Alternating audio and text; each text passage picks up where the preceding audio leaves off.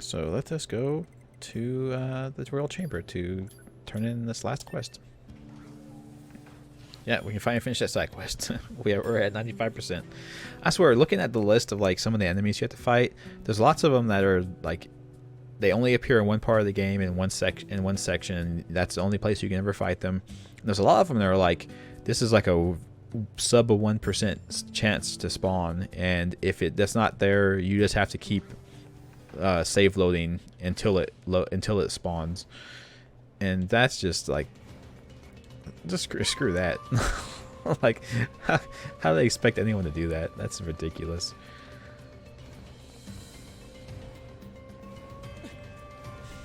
What? That's bad to hear.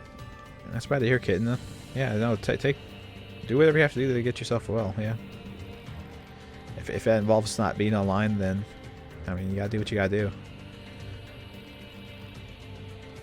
A lot of people could stand to benefit from not being online for a while, for sure. Anyway, okay. It's great having another scanner helping me out. Thanks to you, I've gathered the data 60% faster than I had planned. I wonder how long we'll be doing this. It's not like we're the Yorhai androids it's not like we Yorhai units have a home to return to. After gathering intelligence is still... Yeah, but I can't read, sorry. Gathering intelligence is still important. It's a huge support for the war effort. What war? I know that. Sorry, Nines, I didn't mean to yell at you. Anyway, this chunk of data you brought me means I finally hit my goal. I'd like you to have this. It belonged to an old friend, but I think he'd be happy to know that you're using it. The gadgets? See you around, Nine, so remember, no regrets, okay? When you think about what we're going to do from this point forward. Thanks for everything.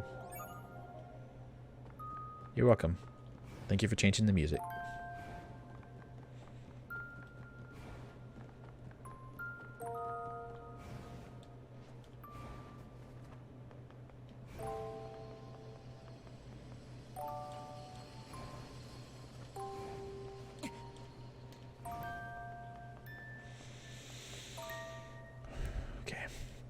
So that was that. That's all those done. So that's every quest completed. That should be all the quests, yeah.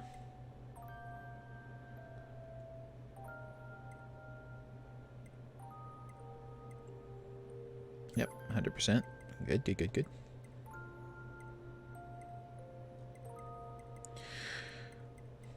Well, that's good, kitten. Yeah, no, I mean...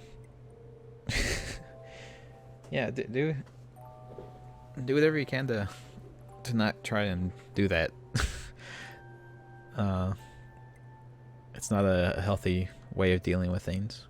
So do whatever you have to not to deal with it without having to resort to that.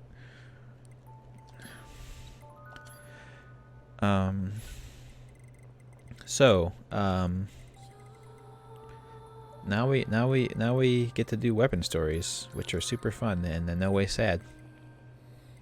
And then we'll get the last two endings, and the game will be over. Hooray! Okay, kid, good. Yeah, just. Yeah. Okay. Okay.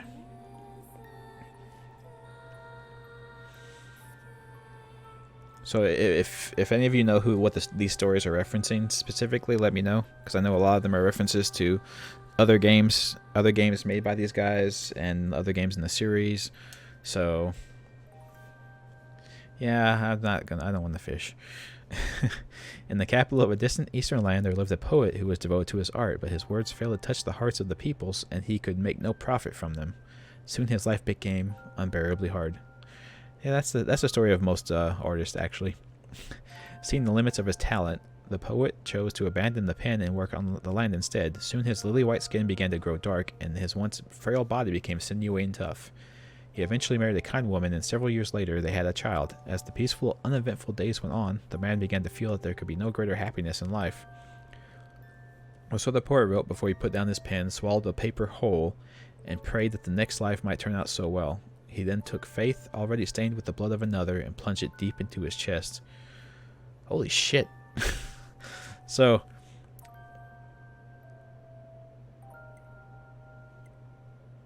I wonder who the other person he killed was. So he made like a fake life for himself in his art that didn't actually happen. Is that what that is? I think we read this one already. This is one that's about the one about Yona.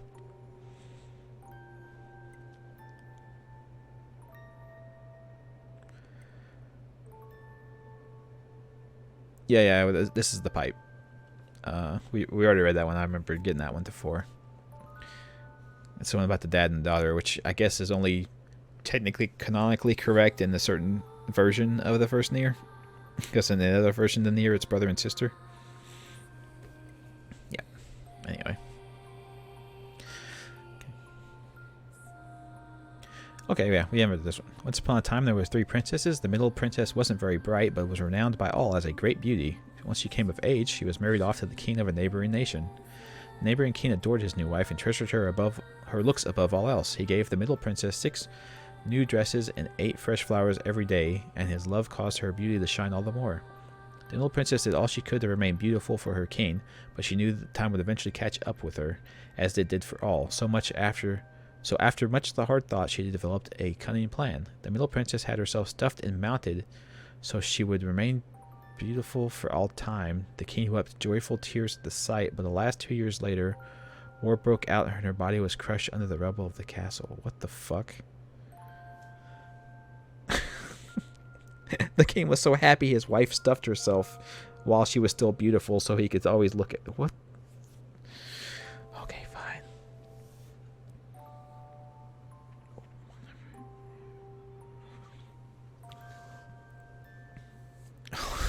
What the fuck? These stories are all just wonderful, guys. Hopefully, in some of the other stories, we'll hear the stories of the other 2 princesses, and I'm sure they'll be delightful as well. So this one we got and read as well. This was the one where this girl was horribly abused and her life was destroyed by this group of people. So she swore to this songbird that she would always be mad and angry, and eventually she got over it and started living a good life. And because of it, the bird came back and killed all of her family again and said, "Hey, you were supposed to stay mad, remember? So be mad about this now." Good bird. That's a good bird. That's a good bird. Thank you. Yeah, I'm not sure how you convince somebody to be like, "I want you to murder me and stuff me." I don't know. I guess you kind of are hoping that the king will be cool with that. I don't think I read this one. Yeah. One day, a young girl's village was sacked by bandits. To protect her family, she took up a dagger her father had found in the mountains and killed one of them, an act that shocked her family. But the bandits fled, never to return. 5 years passed, then 10, then 20. Though the family she protected began to grow old, the girl never aged. Eventually, the other villagers began to shun her. With no one to turn to, she finally left the village and began to wander the earth, visiting many strange lands in the process. As the years passed, her skill and fame as a master sword fighter grew to legend. Eternal life, a powerful weapon, and boundless experience. She used these talents to become the queen of a nation, and yet there was an emptiness in her life, for she still desired the kindness of her family, the kindness her family denied her after that fateful day.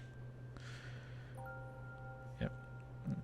I guess the moral of that story is all the power in the world can't fix you not being loved.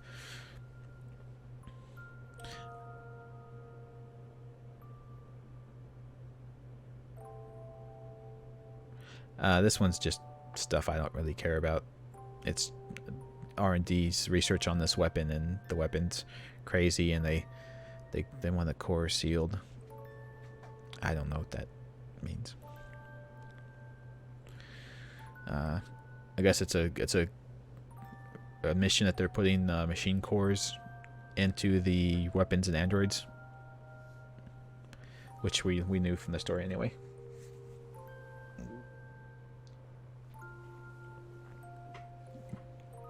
Excuse me, everyone. Type 3 sword. Awesome. The craftsman's weapons were neither flashy nor attractive, but they never once failed in battle. This reliability afforded him an ever-ending stream of loyal clients. Yet something nagged at the craftsman. though he'd forged many a weapon, he'd only tested them on pigs and cows. He wondered what it might feel like to use them on another human being. Oh, don't do that. Don't start wondering that, dude. The craftsman took the sword to a battlefield and slashed at corpses. Disappointed at how easily the sword slid through them. It wasn't satisfying at all. He wanted to really feel like he was ripping through flesh. The craftsman modified his sword in search of that feeling, not thinking at all of the pain it would cause, until one night a bandit broke into his home, snatched the weapon up, and showed him exactly how effective it was. That was bad, but not in the way I was expecting it to be bad. I was kind of thinking he would track someone down and murder them. But nope. he got murderized himself. Okay, I'm just going to read the first lines. How long can I fight amidst this bloody vortex of a battlefield? How long can I continue to protect what I love amidst this endless war? How long can I continue to believe in a world laden with deceit and folly? How long can I lie to myself as I despair at the dark future of this world? That's uplifting and wonderful. So that was one of 2B's weapons. And this one is also another one of 2B's weapons? I don't know. These are the white and black swords, I think, or what these are.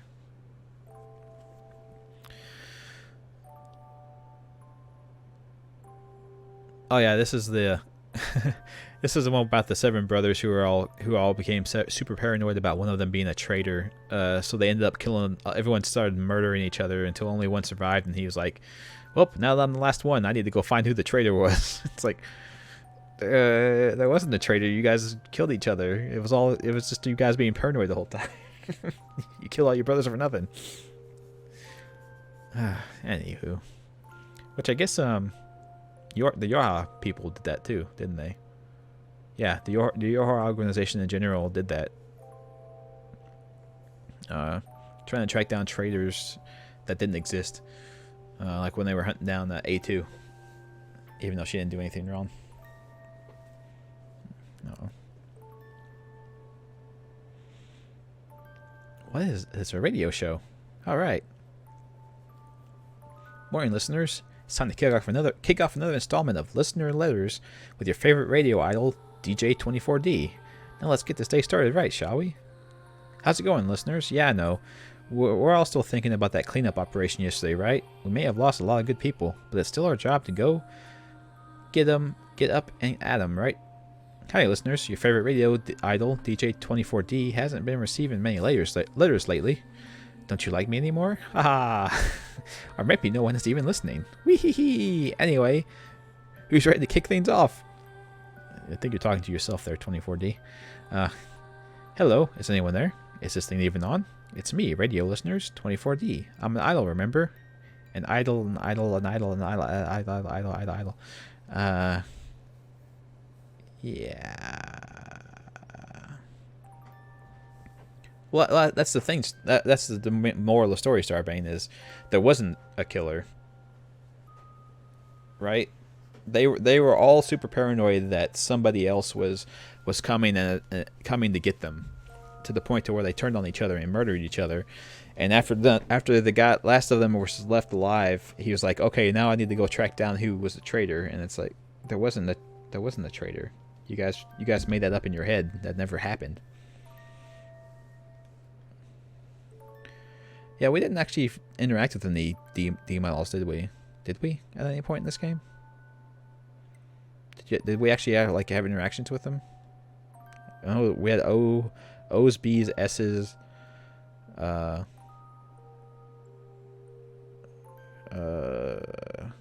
there C's? I can't remember. Anyway.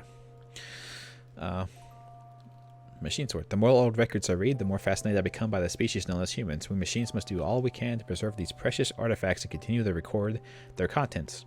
I see from these records how important predation and reproduction were to human survival, and yet they view such acts as sinful. I wonder why. A's, yeah, of course. I found a famous human book today, but after reading it 10 times, it still makes no sense to me. What possible attraction could there be to such a thing? Eureka! It seems the answer was in front of me all along. I am simply incapable of comprehending anything about humanity or the world in general. How wonderful it is to live in a world swaddled in mystery. This is obviously Adam talking.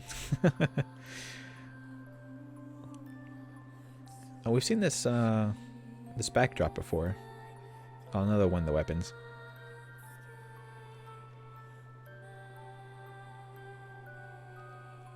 Oh, there was a D in the factory? Was there? I thought that all of the bees. I thought those were all bees in the factory, but maybe not. Yeah, E models. Yeah, well, obviously doing 2B was technically an E model, right?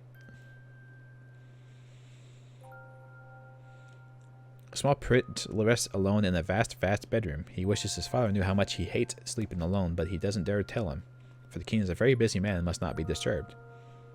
A king sits alone in his vast office, drowning in affairs of state. All he wants is to see his family and hug his son, but he cannot, for his every waking moment must be spent in service of the people. One day, while eating dinner, the king asks his son what he most desires in the world. He hopes he will say that he wants them to spend more time together, but instead the boy simply points to a sword hanging on the wall. The ancient sword is considered the sign that one is ready to rule. Someday, the king chuckles. His son faintly smiles back at him. All he really wanted was for his father to read him a bedtime story. Aww. That's so sad. That's so sad. Just tell the people that you love what you really think. Don't hide things and say things that you think they want. Don't say things to them that you think they want to hear. Say what you mean. Final Fantasy 15? Yeah. The engine blade's in that game, right? Cypress Stick was Dragon Quest reference, I believe. We read this one. This is all about the kid going out and meeting somebody in the castle or whatever, right?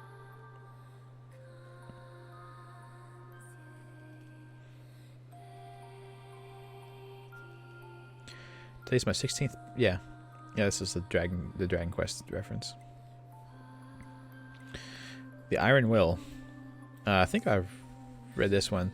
This one's the one about the sword being sad because it's gone all rusty and dull and nobody wants to use it anymore. But and somebody ended up picking it up afterwards anyway, and it started killing again. So good for it. Good for you, Iron Will. You kill people. Fane of the Twins. So this is Devila and Popola's stuff. Twin souls were sacrificed to twin gods and bound to an unbreakable dual-wielded axe. Whenever nicked or damaged, it would instantly repair itself. The two blades would never part. They would be together for the rest of time. The souls in the blade yearned to be as one, to grow old as one, to fall in love as one. It is why we both love the same person. I wonder who that is. I am myself. Look at me. Give me love. Stop copying me. I'm not. We are together. We are one. Life or death. Even if we kill our foes, even if we kill each other, our two bodies will be as one for all time. Someone separate us. Oh God, please someone help me. And that sounds good. So I guess being as one was not actually what they wanted after all. Oopsie daisy.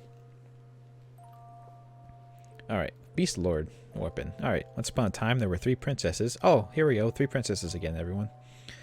The eldest princess was thought by all to be the most brilliant woman in the kingdom, and she soon sat upon the throne of her homeland as their queen. The new queen raised a mighty army to afford the endeavor. She taxed her people, and in turn they were given jobs and new factories to support the war effort. People worked, money flowed, and as the army grew strong, the demand for factories grew with it. And then the cycle repeated. More work, more money, more work, more money. The queen's plan proceeded just as she had envisioned it. To further strengthen the kingdom, we are converted to machines to enhance our output in factories and the military. Our queen, in turn, became a control system that rules us to this day. So they went a little bit overboard with it. They took producing for the war effort to the horrible extreme of destroying their individuality and humanity and just becoming machines working in the factory. Good for them.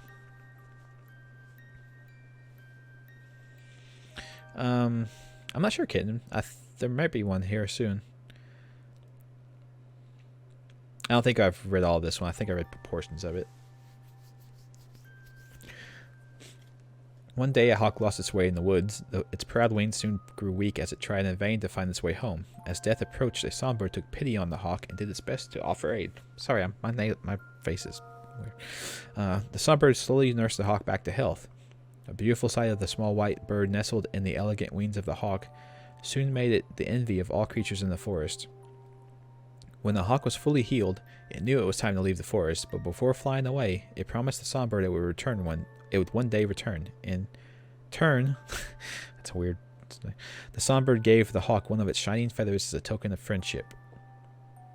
As promised, the hawk eventually returned, but with a human in tow. Well done, said the human. These feathers will sell for a great price at the market.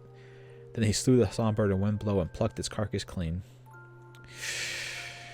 And the phoenixes in this world are assholes.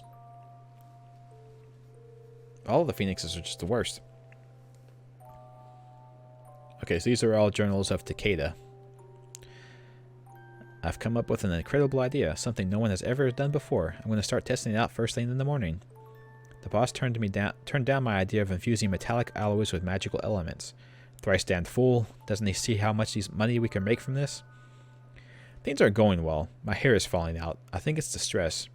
I've got to find a way to make this project succeed and soon. I looked over the... Oh, last one's Fujita. This one's not Takada, it's Fujita. I looked over the data but couldn't work out the problem. I'm not giving up though. With Takeda dead, it's up to me. I'm the only one who can carry on his work. So it sounds like the metal alloys and magical elements being fused together was not healthy for you. Although, if I'm taking this as I guess that those just have to be days, so he died in 7 months.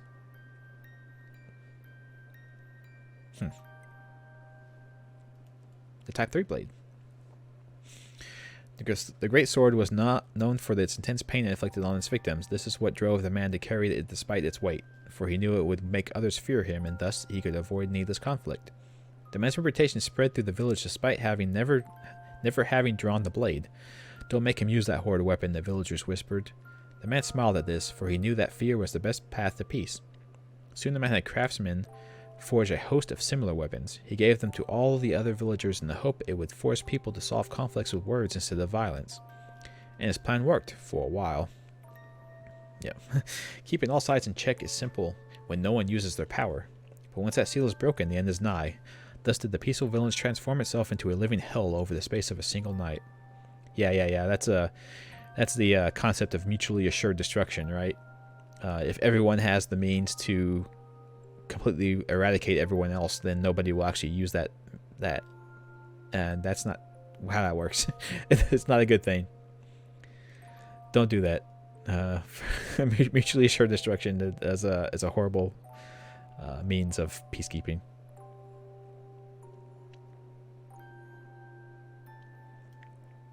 Plays and novelizations from this game. I could see that. There's a lot going on in this game. There's lots of stories and lore and stuff that's sitting beneath the surface. Okay. First encounter with my lover. Failed to connect with my lover. Far away went my lover. With death went my lover to eternity. Okay. Sure. Oh, and this is the same backdrop. So I guess it's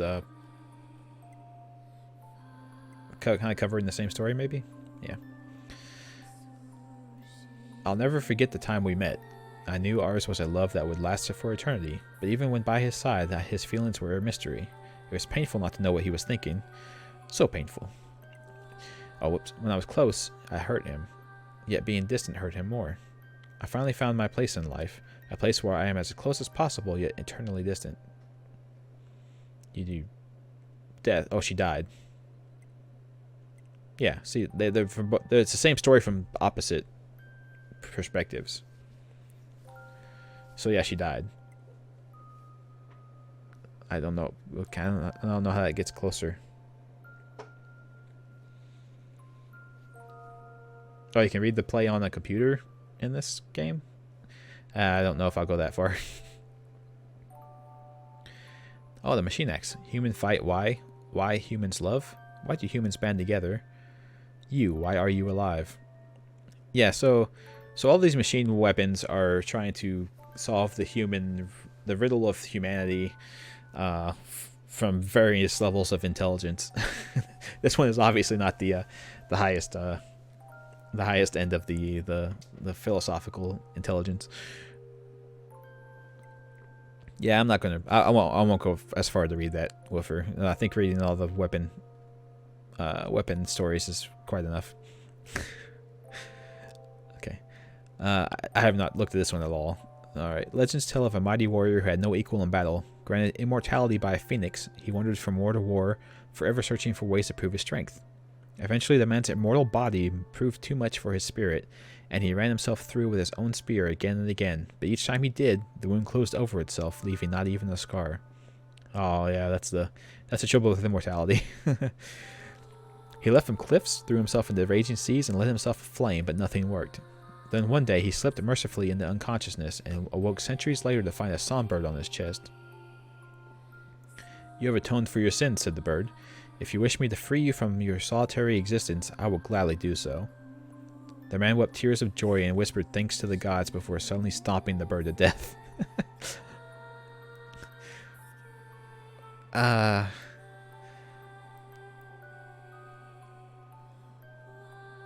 Why would you do that? he obviously wanted out of the immortality, so why would he? I guess he just needed to know that it was possible. Okay, dude. You do you. Ah, here's the last story of the three sisters.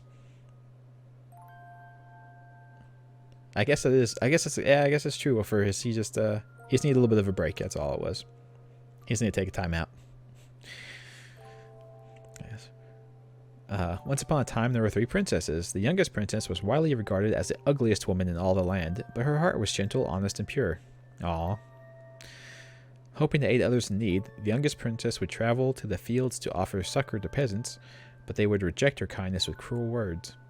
The youngest princess knew her looks were driving people away, yet she kept donating her life to the service of others, figuring that the fault lied in their own lack of devotion. Day after day, this continued for years without end. The youngest princess died alone, curled in the back of a damp, wet alley. She was so ugly that no one had the courage to give her a proper burial. Instead, she rotted where she lay, turning even ever uglier until she faded into the earth. Jesus Christ. What the shit? Well, it's nice of her sisters to... It's nice of her sisters to not give a shit about her, I guess. Jesus, that's messed up. The Dragoon Lands. Cool. I had a dream about the day we met. He was small, so insignificant. He was weak, yet he hated the world just as I did. I decided to aid him, and he did the same for me. Thus was our friendship born. It wasn't perfect, of course. Mistakes were made along the way. Still, we remained friends. The blue wind that caresses these grasslands has a pleasing scent. I bring my cheek to his, and he twitches, almost as if tickled. Then I spread my wings and let him ride me into the skies above. Yeah, and we talked about this one's the story of Drakengard, right? This is the story of Drakengard told from the dragon's perspective. Yeah. Yeah, it's a feel-good stream, Wolfer. Everyone should be happy. Ah, here's another another story of the twins. Spear of the Usurper. Okay. In a distant kingdom there lived two princes. The son of a queen consort was clever of mind but weak of flesh. The son of the king's second wife was a dim-witted yet charming and quite gifted in the art of war. Which prince would succeed the throne? When news came down that the king had died in battle, the two men each declared themselves the next true king, rallying the people to take the side of one or the other. In the midst of this coronation battle, a third man appeared claiming to be a prince, bright, capable, and brave. He dispatched the two foolish brothers and went on to become a wise and just king beloved by all. Decades later, the king announced on his deathbed that he wasn't royalty at all, but in fact was the son of a commoner. Upon hearing this revelation, his people stormed the castle and hung their beloved ruler from the rafters. He was already dying. Why even do that? He was already dying. Why even bother breaking into the castle to hang him? That's nuts.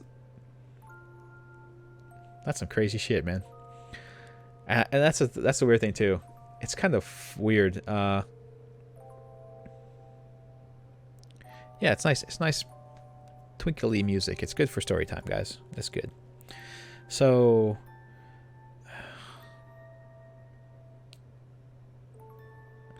he. So yeah, this is like a weird story. This is like the story that is being trying to be told with the Forest King situation, where people believe that you have to be like of the royal descendancy to be a decent ruler, and that's not how it works. Like you can't just be born to the previous ruler and like expect that to be the only requirement for being a good ruler. But these guys took it way too far. Like even after he had a lifetime of ruling super well, they still destroyed him at the end of his life for not being an actual royal person. That's ridiculous. I think I read portions of this, but not the whole thing. Yeah. Hi guys, it's me, 42S, your favorite Yorha Squadron idol from North 12C Defense HQ. I'm here with the latest hot scoops from the front line, so let's get out there and do our best, alright? Go team! Yeah, good. Cheerleader. Hey ho, battlefield buddies, I'm not gonna lie here, the current war situation isn't looking too optimistic, but we're expecting reinforcements from our orbiting satellite bases any moment, so don't give up yet. Glory to mankind. Yeah. Mayday, mayday, this is Publicity Agent 42S from North 12C Defense HQ. Is anyone listening? Our facility has been completely surrounded by machines. I don't know how much longer we can hold, and then the channel went dead. That's unfortunate.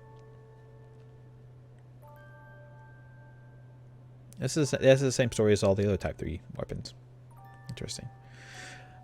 The unadorned lance pierced her foes with machine-like accuracy. The grind of metal on bone, in tandem with the pained screams of her victims, created sweet music in the mercenary girl's ear.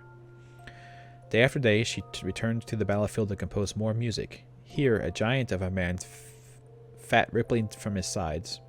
There, a slimmer gentleman whose bones will surely produce a sweeter sound. Ah, who to stab first? I often wonder that to myself as well. The girl fought for an age, stabbing uncountable foes in an effort to find the ideal scream. The sonorous, bone-grinding sound. Yet perfection eluded her no matter how hard she tried. Would she ever find what she sought? Suddenly she turned to find a fine-looking hunk of meat at her side. Stabbing it produced a scream so pure she couldn't help but smile. She continued to smile as she stabbed, the longer to recall the hunk of her was her own child. The fuck? What the fuck are these stories? Why would you...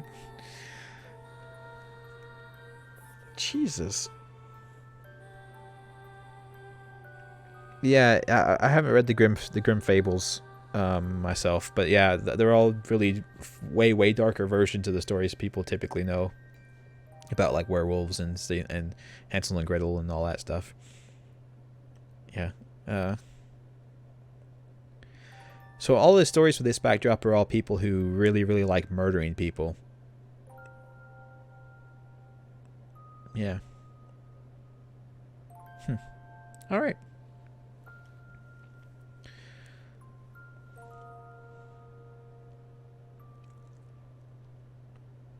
Awesome. So this is a good story of a weapon.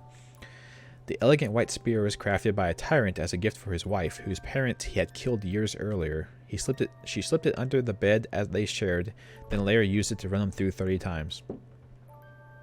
That sounds about right. Yeah, you shouldn't give deadly weapons to people whose parents you've killed. That sounds like a bad idea.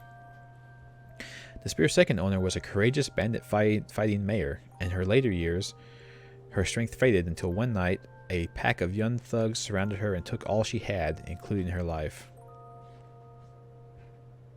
Gee, okay, that's... Fuck. The third owner was a greedy merchant who lived to swindle customers. Soon she found herself shunned and painless, and so decided to hang herself. The unused spear rested in the corner of her home as a decoration. Interesting. So these are all. This spear is like. Oh, never mind. The last, I was gonna say all the owners are women except for this last one says it's a boy. The fourth owner was a meek young boy who wanted to aid his sickly young sister. He gave all to this cause, including his very existence and that of all else in the world. That sounds familiar too. If I did a reading YouTube channel, well, I have that secondary channel where all the all of the non-gaming stuff that I want to do is going to go. And that could be something maybe. I think if I did that, like actual reading videos, I would have to read the story beforehand so I could do the intonations and emotional stuff better. It's hard to know how I'm supposed to read these lines, reading them for the first time. So I can't quite do it as well as would be hopeful, but still. Anyway. Okay. The dark, hideous lance was crafted by a beautiful female artisan. As people far and wide praised the design, the artisan's apprentice grew jealous and slew her, the lance itself soon vanishing from the mist of time. Oh, this is... Oh, so the first one was the white spear, and this is the black spear. Okay. The lance's second owner was a puppeteer who crafted a clockwork doll capable of doing nearly anything. When he put the lance in the doll's hand, she lashed out and pierced this puppeteer's skull right between the eyes. I guess she wasn't too happy about being born. The third owner was an infant prince who was gifted the lance by the Queen Regent. She died soon thereafter, and on the night of her funeral, the lance vanished from the infant's room, leaving behind only a tiny corpse in the crib. Jeez, what's with all the baby murder in these stories? What the hell is going... The fourth owner was a simple, honest man who wanted to aid his sickly daughter. He gave all to this cause, including his very existence and all that of all else in the world. So both of these end the same, where the fourth owner is trying to help somebody.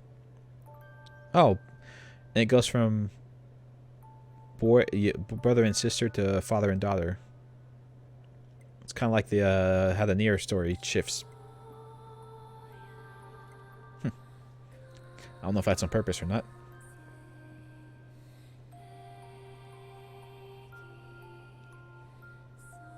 Okay, here we go. My name is Play-Doh1728. I am a failure of a machine. I was designed for combat, but I can't use weapons. Everyone makes fun of me, and my life is horrible. Aw, poor Play-Doh. More guys being named after philosophers. I am a dumb machine. I got lost during battle and ended up in some kind of factory. I found a whole pile of dolls discarded here. They share the same fate I do. I am a foolish machine. Today, I had a fight in that factory. All of the dolls got completely destroyed, crushed by my friends and foes, who can do nothing but fight, fight, fight. I activated my cannon and shot everyone there. I'm not sure why I did that. All I know is I decided to fight, because I'm just a stupid, broken machine. Aw. Poor guy. It's not your fault, man. It's not your fault. Don't be so hard on yourself. Ah, these are all the demon stuff. Once there was a demon who held an affinity for angels. He dreamed of serving alongside them and their god, yet cursed the impossibility of it all. Then one day he came to earth, bringing himself a step closer to heaven. An angel was sent to slay the demon. When the evil one saw his foe, he burst into tears and revealed his plan. Please, the demon begged, you must give me a set of white wings for my very own. The angel agreed to trade a set of white wings for the head of another demon. Overjoyed, the demon killed one of his own and plucked the head right off the still warm body. The angel then led the demon to heaven, where he underwent centuries of the cruelest tortures imaginable. Finally, the pain was so great that he lost consciousness, at which point his dark wings turned the promised shade of white. That's Uh-huh.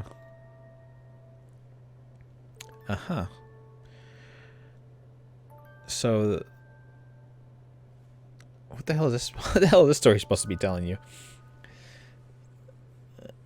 Only through immeasurable suffering can you become clean? That's kind of fucked up. Oh, more angel demon stuff. Awesome. Once there was a gentle angel who came to the earth to provide salvation for those in need.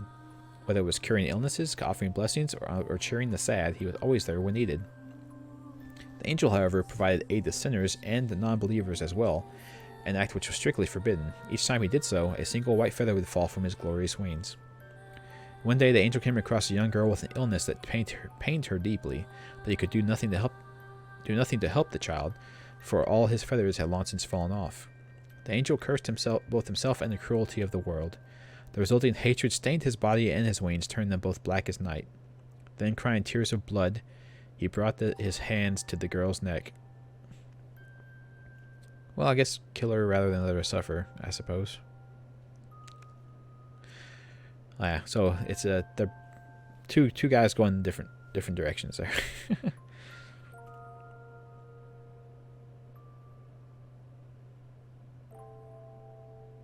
System YORHA unit data uploading check. Find YORHA unit updating the checking data approach. So it's just the process of uploading your data to the system and then having that data pulled back down into another YORHA unit. Yeah, that seems like that's all it is. It's just a process of copying data, then erasing it after it's no longer of use. Okay. Sure, why not? Oh, hey, it's the backdrop for people who like to murder people. Yay. This will go well. This is a happy story. The man wailed an inhuman scream as he brought his fist down on his opponent's skull. He brought it down again and again and again, until the victim was nothing more than a splatter of blood and bits. Okay. The man had a beautiful wife that drove everyone wild with jealousy. They lived a simple, happy life, yet the man always strove to keep his wife safe above all else. So, one night, the man came home to find a stranger in his bed. His wife told him that he had forced himself on her, at which point the husband flew into a rage and vowed to exact revenge.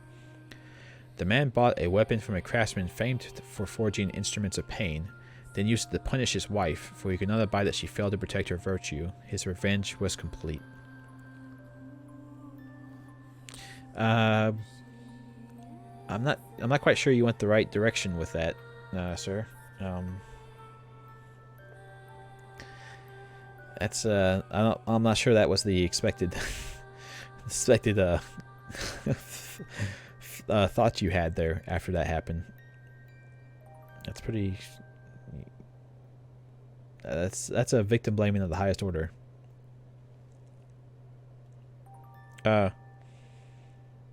Well, in this particular setting, killing the guy would have been better.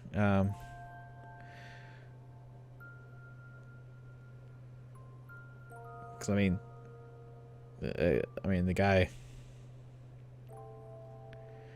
The guy forced himself on his wife. I mean, if he's going to get revenge for anything, it should be that, right? Anyway. The virtue is grief. This story should be happy with the name of the weapon. I see you in my sleep, restless sleep. My heart flies into pieces each time I wake. I burn to see you in the real world. I hunt for the woman who pines for you. The scream pleases me. Your body and heart shall be mine. Oh, this is not good. Your heart, I long for it, yet it does not return my love in kind. All you care for is your cold, dead wife. So I must at least take your body. Okay, good.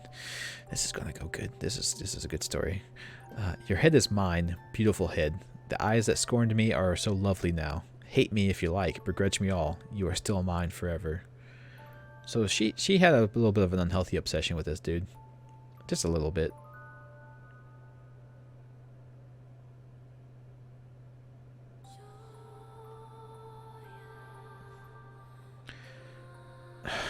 Twitch is a piece of shit. That's why. That's why I started paying. It only starts half the time. It seems like, and I've been going too long to worry about it at this point. I'm not gonna to freak out about it. It's fine. Oh, oops. There we go. Okay, so now we get the other side of the story. Yeah, Twitch had an update to their servers recently, and it caused it to where even if you try and stream on Twitch itself, like apparently it only works half the time. And I'm not sure what the issue is. They did something to their API that screwed everything up. Okay, other side of the story. The cruel lament. I take up the sword in battle for you. My heart knows not fear, instead burning with a love strong and pure.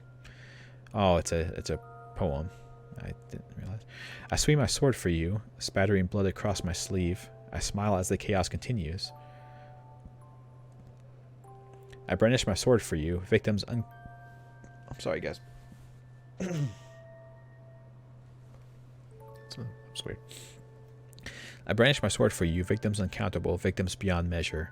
The dying wells become the song of my sleep. I cry out, give me your head. I capture you as you flee and take it. I do all this for you, for you, for you. Who are you? I'm not quite sure what to make of that story. So it's somebody who's like... So is this a story of somebody who's like fantasizing about someone they don't actually know? And they're like doing all this stuff for like this fantasy version of the person they have in their head, but then they realize like, oh wait, I don't actually know who you are.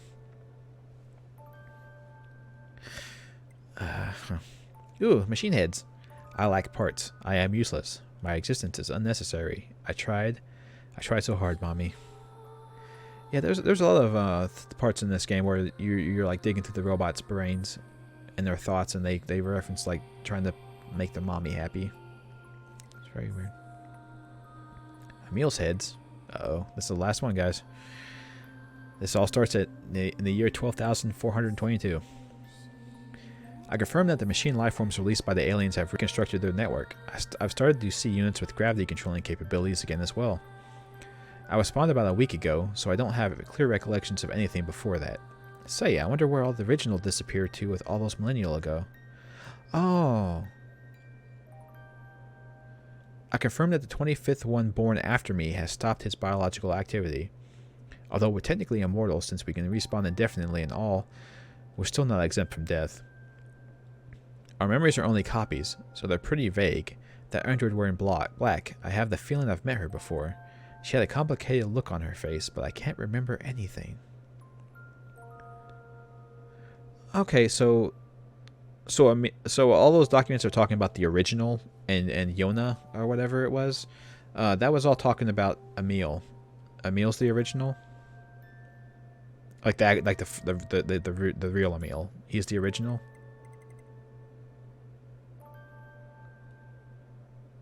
With the capital O original. Kaine, yeah. That's right. Yona's a different person. Yeah. Well, I think the documents talking about the original talked about Yona as well at some point. Or maybe I'm misremembering that, but there were documents about that. I do remember that, damn it. Okay. So yeah. Awesome.